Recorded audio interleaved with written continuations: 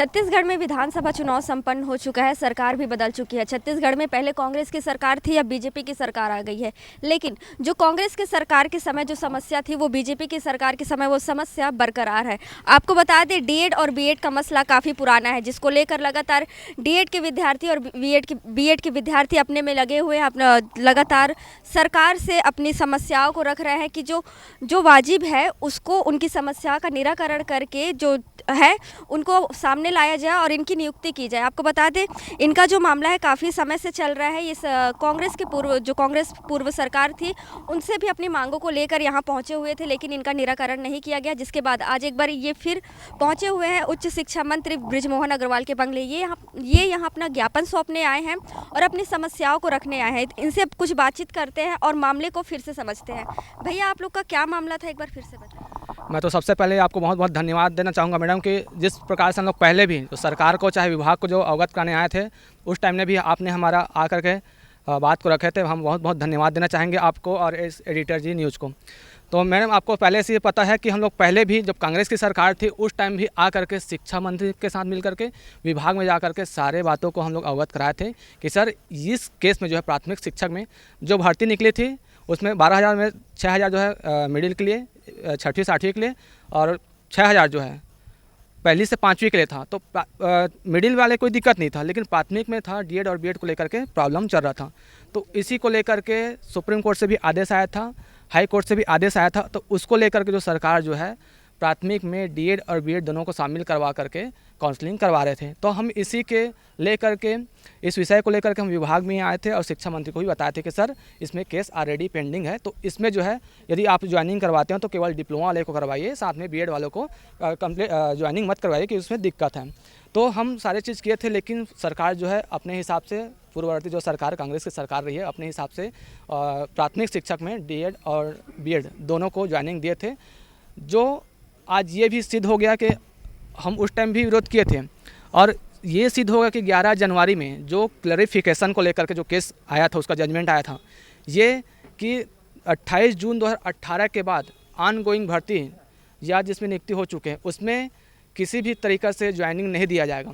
11 जनवरी को ये भी क्लियर ही हो गया कि अब 2018 के बाद कहीं पर भी ज्वाइनिंग नहीं दिया जाएगा। तो आज हम उसी को लेकर के फिर से हम सरकार के पास, जो सरकार बदलने के बाद फिर से ये अवगत कराने आए हैं कि माननीय श्री बृजमोहन अग्रवाल जी शिक्षा मंत्री को, कि हम सरकार से यही उम्मीद रखते हैं, सरकार से हम ये निवेदन करते हैं कि जल्द से जल्द न्याय संगत व्यवस्था करते हुए प्राथमिक शिक्षक में डिप्लोमा वाले को शामिल करते हुए इस भर्ती को लोकसभा से पहले कंप्लीट कराने की कोशिश करें। हम बहुत ज़्यादा विनती करते हैं, क्योंकि हमें जो नियुक्ति मिलना चाहिए था, जो सितंबर में 25 सितंबर को हमें जो नियुक्ति मिलना चाहिए था, आज हम जिसको नियुक्ति मिलना चाहिए वो आज बाहर है, बेरोजगार घूम रहे हैं।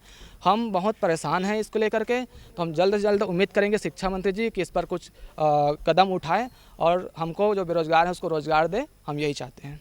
इससे पहले जब आप कांग्रेस की सरकार में उनसे मुलाकात करने आए थे, क्या कुछ आश्वासन दिया गया था?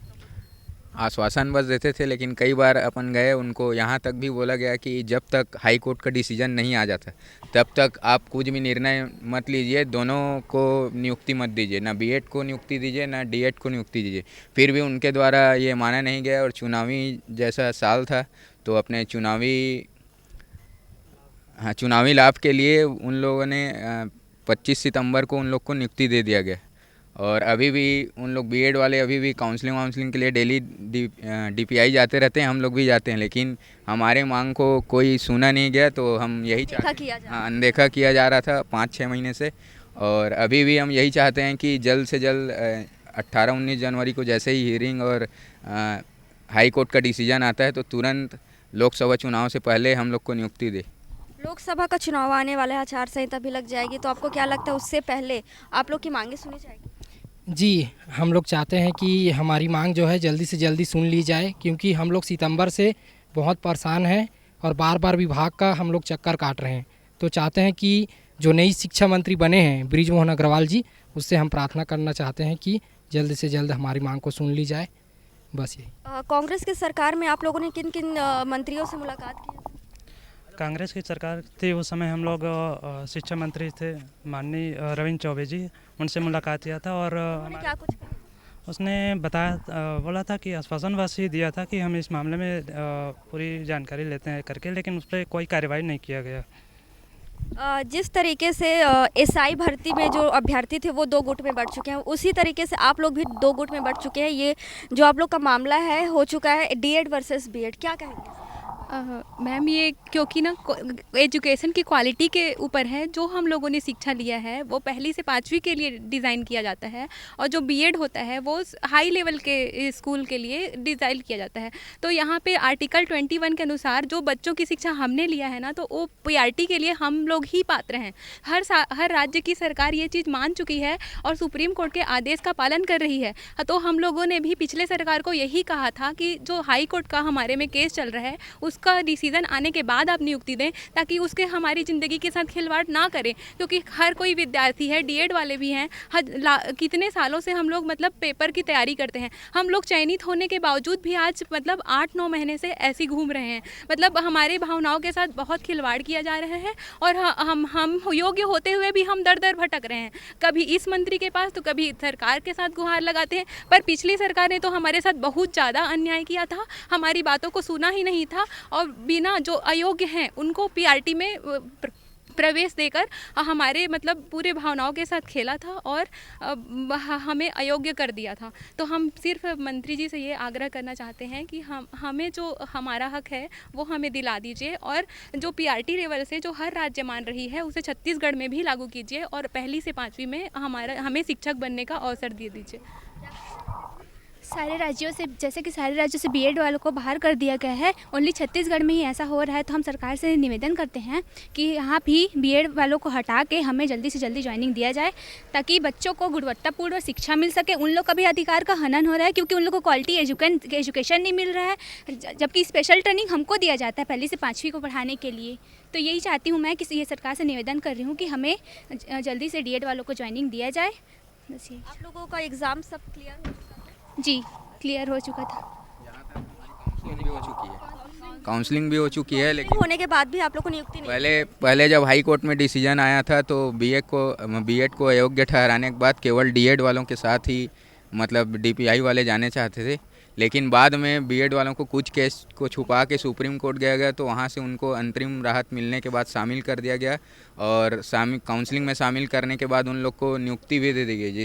जबकि हम इन सब के बीच बार बार डीपीआई जाते रहे कि अभी जब तक डिसीजन फाइनल ना हो जाए किसी को भी नियुक्ति मत दीजिए करके, और वही चीज़ आज हम लोग को मतलब भुगता रही है, दर दर भटका रही है इधर से उधर।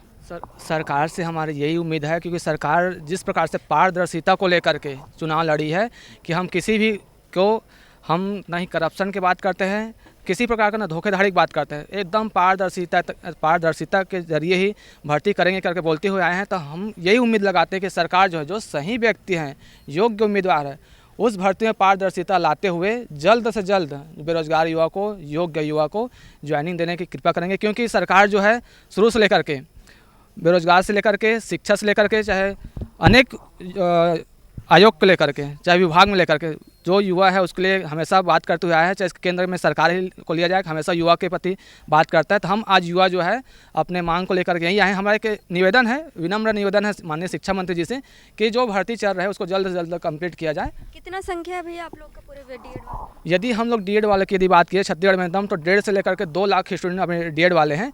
और इस भर्ती में जो है इम्पैक्ट पड़ रहा है अपने डीएड वालों का, यदि मतलब इन्वॉल्व हैं तो इसमें कम से कम 25 से 30 हज़ार जो स्टूडेंट हैं अभी करंट में इन्वॉल्व हैं, इसमें से वर्ग 2 को निकाल दिया जाए तो इसमें अभी 25 से 30 हज़ार जो डीएड वाले स्टूडेंट हैं इसमें इन्वॉल्व हो रहे हैं। कई लोग का ऐसा भी दिन आ गया है कि जिसका शादी होने वाला था, आज उसका ज्वाइनिंग नहीं होने की वजह से शादी भी टूट गई है। तो ऐसा भी हुआ है। तो हम सरकार से चाहते हैं कि किसी के भावनाओं के साथ या किसी के साथ गलत ना हो, तो इसके लिए हम चाहेंगे कि जल्द से जल्द इस पर कार्यवाही अच्छे तरीके से करे, विभाग को ये निर्देशित करे कि ये जो शिक्षक भर्ती है उसको जल्द से जल्द कंप्लीट किया जाए। तो मेरे साथ मौजूद थे डीएड के सभी विद्यार्थी जो अपनी समस्या लेकर एक बार फिर से राजधानी पहुंचे हुए हैं। इस बार ये रविंद्र चौबे नहीं, जो नए शिक्षा मंत्री है बृजमोहन अग्रवाल, उनसे मुलाकात करने आए हैं और अपनी समस्याओं को रखने आए हैं। आपको बता दें डीएड और बीएड का मसला काफ़ी पुराना है, लगातार ये लोग संघर्ष कर रहे हैं, डीएड और बीएड वाले दोनों ही संघर्ष कर रहे हैं।